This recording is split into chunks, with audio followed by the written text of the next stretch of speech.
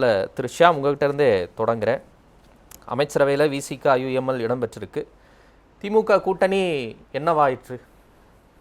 திமுக கூட்டணியில் ஏற்கனவே விசிக விலகி இருக்கிறது.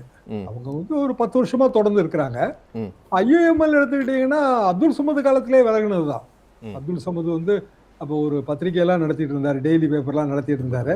விலகும் போது அந்த கட்சி உடைந்து அதற்கு பிறகு வந்து லத்தீப் கட்சி வந்ததுங்க. அப்துல் லத்தீப் திமுக எம்எல்ஏவாகவும் இருந்தார். இதெல்லாம் தான் வரலாறு. அதனால கூட்டணி என்பது நிரந்தரம் இல்லை என்பதுதான் என் கருத்து. இப்போதைக்கு இதை விலகல் தான் நான் எடுத்துக்கிறேன். ஆராசா டெலீட் செய்யப்பட்ட ட்வீட்டை நான் ஆதரிக்கல. அது சரியான பொருள்படாத ட்வீட்டு, தவறான பொருள் கொடுக்கக்கூடிய ட்வீட்டு. அது கண்டிப்பாக கண்டிக்கப்பட வேண்டியது. ஆனா அதற்கு பின்னாடி ஒரு ட்வீட் அவர் போட்டிருக்கிறாரு, முடத்தெங்கு. முடத்தெங்கு அது இலக்கிய ரீதியாக அரசியல் ரீதியாக அது ஒரு குத்தல் நையாண்டி, அதெல்லாம் வந்து சரிதான். அப்ப என்ன ஆக போகிறது திமுக கூட்டணி? என்னதான் கொள்கை தோழமையாக இருந்தாலும் அல்டிமேட்டா அது சீட்டுக்கு தான் போயாகணுங்க. அப்போ இப்போதைக்கு வந்து இவர்கள் யாருமே சிபிஐ சிபிஎம் தவிர மீதி யாருக்குமே திமுக கூட்டணியில இடம் இல்லை, அப்படித்தான் நம்ம பொருள் கொள்ள முடியும். இப்ப 2029 ஒரே நாடு ஒரே தேர்தல் வந்தால் தமிழ்நாடு சட்டமன்றத்துக்கும் சேர்த்துதான் தேர்தல் நடக்கும். இந்த ஆட்சி தன்னைத்தானே நிரூபித்துக் கொள்வதற்கு ஒரு 2 வருடம் இருக்கு, அவ்வளவுதான். அதை தாண்டி எல்லாம் ஒன்றும் இல்லை. ஏனென்றால் அது பார்லிமெண்ட்ல சப்மிட் பண்ணிட்டாங்க. மோடி அவர்கள் அதுல வந்து ரொம்ப உறுதியாகவும் அது விரைவாக செயல்படுத்தணுங்கிற எண்ணத்தோடையும் இருக்கிறாரு. இப்போ ஒரு முடிவு எடுத்து தான் ஆகணும். அவங்க ஒன்று இப்ப நடத்தணும், இல்லைன்னா போஸ்ட்போன் பண்ணணும். அடுத்த 5 வருஷத்துக்கு போஸ்ட்போன் பண்ணணும். காரணம் என்னன்னா அதுல பார்லிமெண்ட் கூடுற டேட்டாவை மென்ஷன் பண்ண வேண்டிய அவசியம் இருக்கிறது. ஒரு சட்ட சிக்கல்களும் நிறைய இருக்கு. இப்படியான ஒரு சூழ்நிலையில் ஆட்சி பல இடங்கள்ல அவசரப்படுது. பல இடங்கள்ல உதாரணமாக 8000 தனியார் மருத்துவமனைகளுக்கு அனுமதி அப்படின்னு செய்தி பார்க்கிறேன். தனியார் மருத்துவமனைகளுக்கு அப்படி ஃபாஸ்ட் ட்ராக் பண்ணி அனுமதி கொடுக்க முடியாதுங்க. அது ஏற்கனவே நம்மளுக்கு வந்து ஒரு சென்ட்ரல் ஆக்ட் இருக்கு, சென்ட்ரல் கிளினிக்கல் ரெஜிஸ்ட்ரேஷன் ஆக்ட் இருக்கு, 2019 ஆக்ட். அதுக்கு முன்னாடி தமிழ்நாட்டிலேயே ஒரு ஆக்ட் இருக்கு, 1997. சென்ட்ரல் ஆக்ட்லயாவது ஒரு ப்ரொவிஷனல் சர்டிபிகேட்ங்கிற வார்த்தை இருக்கு. தமிழ்நாடு ஆக்ட்ல கிடையவே கிடையாது. இன்னும் சொல்ல போனா ஒரு 100 சொச்ச எஃப்ஐஆர் வந்து கொரோனா காலத்துல அதிகமா வசூல் பண்ணாங்க, இன்சூரன்ஸ் ஃப்ராடு, மாற்று உறுப்பு அறுவை சிகிச்சையில வந்து பெரிய முறைகேடுகள் இருக்கு அப்படின்னு 100 சொச்ச எஃப்ஐஆர் கோர்ட் ஆர்டர் பண்ணி நிலுவையில் இருக்கு. தனியார் மருத்துவமனைகள் மீது வைக்கப்படுகிற பெரிய பெரிய குற்றச்சாட்டுகள் நமக்கே தெரியும். குறிப்பாக வந்து காப்பீடு வசதிகள்ல ஏற்படுகிற முறைகேடுகள். அது அரசு காப்பீடு, அரசு தான் பணம் கொடுக்க போகுது அதுக்கு. அப்போ இதையெல்லாம் நிவர்த்தி செய்ய வேண்டியது. ஆனால் 8000 மருத்துவமனைகளுக்கு அனுமதி அப்படிங்கிற அந்த செய்தியில இருக்கிற ஒரு கவர்ச்சி, விளம்பரத்தன்மை, 8000 மருத்துவமனைக்கு அனுமதி கொடுத்துட்டாங்கப்பா, அப்படிதான் அரசு ஓடுது. ஆரம்பத்துல இருந்து அப்படிதான் ஓடிட்டு இருக்கு. இன்னைக்கு முதலமைச்சர் விஜய் தலைமைச் செயலகத்தை ஆய்வு செய்தார். பயங்கரமா அவரு கோட்டை கழட்டி விட்டு வெள்ளை சட்டையோட வந்தார். இதுதான் இன்னைக்கு செய்தி. தலைமைச் செயலகத்தை ஆய்வு செய்ய முடியாது, துறைகளை தான் நம்ம ஆய்வு செய்ய முடியும். தலைமைச் செயலக பில்டிங்கை சுத்தி பார்க்கலாம். ஆரின் அதர்வர்ஸ் வந்து முதலமைச்சர் விஜய் தலைமைச் செயலகத்தை பார்த்திருப்பதற்கு வழி இல்லை. ஏன்னா அவர் வந்து திரைத்துறையில ஒரு பெரிய முகமாக இருந்தார்.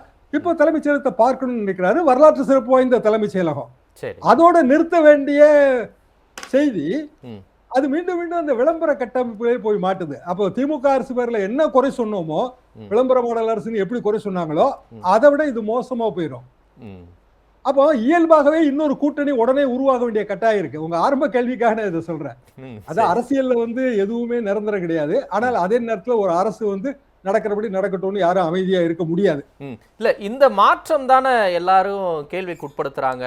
இப்ப விலகி போறதுல 2 விதம் இருக்கு. காங்கிரஸ் கட்சி மாதிரி முழுக்க விலகி போயிடலாம், கூடவே இருக்கிறோன்னு சொல்லிட்டு இப்படி கடைசி நேரத்தில் விலகி போறது எந்த வகையில நியாயம் அப்படின்னு சொல்லி திமுகவினர் பலரும் வந்து கொந்தளித்து எழுதுவதை பார்க்க முடிகிறது. அப்ப இப்போ ஐயுஎம்எல்லாம் எடுத்துப்போமே, நேற்று இருந்தோம், இன்னைக்கு இருக்கிறோம், நாளையும் இருப்போம், நேரில் போய் ஆதரவு கேட்கும்போது நாங்கள் ஸ்டாலின்கிட்ட பேசிட்டு தான் சொல்லுவோம் அப்படின்னு சொன்னவர் கடைசியில் 2 அமைச்சர்கள் நாங்கள் கேட்டிருக்கோம் தாவேகா கிட்ட அப்படின்னு அந்த நிலைக்கு வந்து நிற்கிறாரு. விசிகவும் அப்படியான ஒரு நிலை வர்றாங்க. இந்த சூழல் மாற்றத்தை வந்து அப்படியே கூட்டணியோட நம்ம இனி அப்படியே தொடரும், அவ்வளோதான் முடிஞ்சிருச்சு, ஒரு சமூக நீதி அமைச்சரவையா இது உருவெடுத்து விட்டது அப்படிங்கிறத வந்து நம்ம எந்த வகையில் புரிஞ்சுக்கணும் திரிஷா? வன்னியரசு துறையை சமூக நீதி துறைன்னு மாற்றிருப்பதை நான் வரவேற்கிறேங்க. அது கண்டிப்பாக மாற்றம் தேவைதான். வெறுமனே அது ஆதி திராவிடர் நலத்துறையாக இருக்கும்போது ஒரு சின்ன வட்டத்துக்குள்ள சுழற மாதிரி இருக்குது. உண்மையிலே வரவேற்க தகுந்த மாற்றம். வன்னியரசும் பொருத்தமான நபரும் கூட, நம்ம அனைவருக்குமே அவர் தெரிந்தவரும் கூட, ம். பன்முக திறமையாளர். அதுல எல்லாம் மாற்று கருத்தெல்லாம் கிடையாது. ம். ஒரு கட்சி நம்மளே வந்து ஒரு அந்த நூற்றுக்கணக்கான விவாதத்துல பங்கெடுத்திருப்பாரு நம்ம கிட்டே நூற்றுக்கணக்கான நிறைய எவ்வளவு விவாதங்கள் நம்ம எத்தனை பேசியிருப்போம். வருடமா ம். பங்கெடுத்துக்கிட்டு இருக்கிறோம். ம். அதெல்லாம் வரவேற்க வேண்டிய விஷயங்கள் தான். ம். ஆனால் ம். ஒரு கட்சி என்பது அவங்களோட எம்எல்ஏ அமைச்சராகணும்னு நினைக்கிறது அதை தவறுன்னு சொல்ல முடியாது. அதுக்காக ஏற்படுகிற மாறுதல்கள் அதெல்லாம் சரிதான். இல்ல நான் திமுக சிம்பிளாவே கேக்குறேன், முதுகுல குத்திட்டு போயிட்டாங்க கடைசி நேரத்துல, காங்கிரஸை விட மோசமான ஒரு கத்தி குத்தா இருக்கு அப்படின்லாம் கவலைப்படுறாங்க. அது எப்படி பாக்க? அரசியல்ல முதுகுல குத்துதல்ங்கிற வார்த்தைக்கெல்லாம் அர்த்தம் இருக்கிறதா நான் நினைக்கல. ம். அந்த நேரத்துல நமக்கு வந்து எது நல்லதுன்னு நினைக்கிறோமோ அதை நம்ம செய்யறோம், அவ்வளவுதான். எல்லா கட்சிக்கும் அது பொருந்தும் தான், காங்கிரஸ் கட்சிக்கும் அது பொருந்தும் தான். ம். அப்போ திமுகவை பொறுத்த வரைக்கும் ஒரு வகையில அவங்களுக்கு ஒரு ரிலீஃப் இருக்குல்ல, இதுல கூட்டணி கட்சிகள்ங்கிற அந்த சுமை அவங்களுக்கு இல்லாம போயிருதுல. ம். இந்த முறை வந்துங்க உண்மையிலேயே 28 சீட்டு காங்கிரஸ் கொடுத்ததெல்லாம் அட்ராஷியஸ்ங்க. ம். 28 சீட்டு அவங்களுக்கு வின்னபிலிட்டி கிடையாதுங்கிறது எல்லாருக்கும் தெரியும். கூட ஒரு ராஜ்யசபா சீட்டு வேற எக்ஸ்ட்ரா ம். 28 வாங்கினா 1 ஃப்ரீங்கிற கணக்குல கொடுத்தாச்சு. ம். அந்த 28 சீட்ல உதயசூரியன் நின்றிருந்தால் ம். குறைந்தபட்சம் ஒரு 7-8 சீட்லயா ஜெயிச்சிருப்பாங்கல்ல. அது ஒரு டோட்டல் டேலியை கூட்டி இருக்கும்ல, ஒரு 10 சீட் ஜெயிச்சிருக்கலாம்ல. ம்.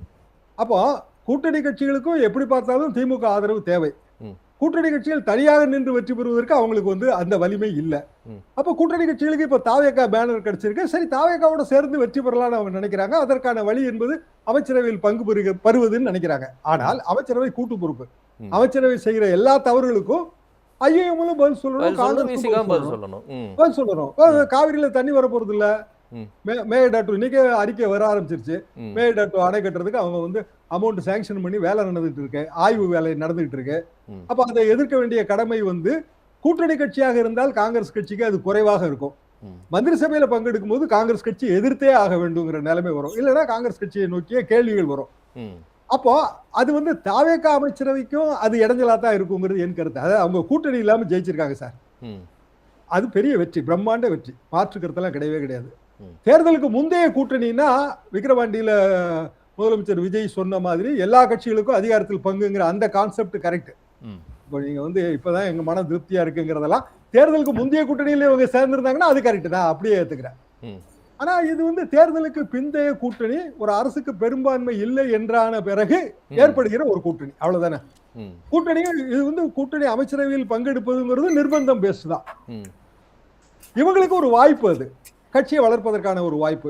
ஓட்டு வங்கி கணக்கெல்லாம் இதுல தனி கணக்கு, அது நமக்கு தெரியவே தெரியாது. அதாவது டிவிகே ஓட்டு வங்கியும் விசிகா ஓட்டு வங்கியும் ஒன்னா அப்படிங்கிற சந்தேகங்கள்லாம் இன்னமும் இருக்கு, நமக்கு தெரியாது. அது ம். அது போக போக களத்துல தான் தெரியும். ஓகே. ஆனால் பெருமிதப்பட்டுக் கொள்கிற அளவுக்கு, ஆதவ அர்ஜுன் பெருமிதப்பட்டுக் கொள்கிற அளவுக்கு இதுல எதுவும் இல்லை. அவர்களை பொறுத்தவரையில் அவர்களுக்கு மெஜாரிட்டி இல்லை. கவர்மெண்ட் சர்வே ஆகணும். சர்வே ஆகும் போது அவங்க 25 எம்எல்ஏ நம்பினாங்க, ம். அதிமுக எம்எல்ஏக்களை. சரி. அதுக்குள்ள வந்து கட்சி தாவல் தடை சட்டத்தோட பிரச்சனை வந்துருச்சு. ம். சரி, கட்சி தாவல் என்பது தனி குற்றங்க. ம். அந்த குற்றம் நீங்க கொறடா உத்தரவை எதிர்த்து வாக்களித்த உடனேயே அந்த குற்றம் வந்துருச்சு. ம். தகுதி இழப்பு என்பது நடந்து விட்டது. தகுதி நீக்க என்ன பண்ணணும்? ரெண்டுக்கு இடையில வித்தியாசம் இருக்கு. தகுதி இழப்புக்கும் தகுதி நீக்கத்துக்கு இடையில வித்தியாசம் இருக்கு. கொறடாவே இன்னும் தேர்ந்தெடுக்கல, எந்த ப்ராசஸ் கொறடா வந்து நடக்கலங்கறாங்க. பேரண்ட் பார்ட்டி எப்ப தேர்ந்தெடுக்குதோ அது கொறடா. அதை தாண்டி வேற வழியே கிடையாது. சபாநாயகர் அப்ரூவ் பண்ணணும்ல அப்படிங்கறாங்க. சபாநாயகர் அப்ரூவலே கிடையாது. சபாநாயகர் வந்து அந்த கடிதத்தை ஏத்துக்கிடணும், அவ்வளவுதான். சட்டமன்ற செயலகம் கொடுக்கணும். ம். அப்போ கொறடா இப்ப உதாரணமாக திமுகவோட எல்லா ஆபீஸ் பேரையும் சபாநாயகர் ஏத்துக்கிட்டு இருக்காருல்ல. ம். அப்ப அதுல உள்நோக்கம் இருக்குன்னு ஆயிரும்ல. சரி, இது கோர்ட்டுக்கு போனா ரொம்ப கஷ்டப்படும். அதனாலதான் அவங்க வந்து 25 எம்எல்ஏக்களுக்கும் மந்திரி பதவியோ இல்ல வாரிய தலைவர் பதவியோ இல்லைன்ட்டாங்க. ம். அப்போ அரசு வந்து திருப்பி நெருக்கடியில் தானே இருக்கு. சரி. இப்ப கையில இருக்கிற 144 25 போயிருச்சுல. ஆமா. 25 போனோம்னா பேலன்ஸ் தானே இருக்கு, 119 தானே இருக்கு. ம். ஒண்ணு வந்து திருச்சி கிழக்கு போயிருச்சு, ம். ஒண்ணு வந்து சபாநாயகர் சீட்டு போயிடுச்சு. ம். அப்போ வந்து கரெக்ட் மெஜாரிட்டியில இருக்கும்போது அவங்க வந்து இந்த கூட்டணி கட்சிகளுக்கு மந்திரி பதவி கொடுத்துத்தானே ஆகணும்ன்ற, அது அவங்க நிர்பந்தம். அது Right. ஏதோ அவங்க சமூக நீதிக்காக செய்யற மாதிரி அப்படியான தோற்றத்தை அளிப்பது தவறு.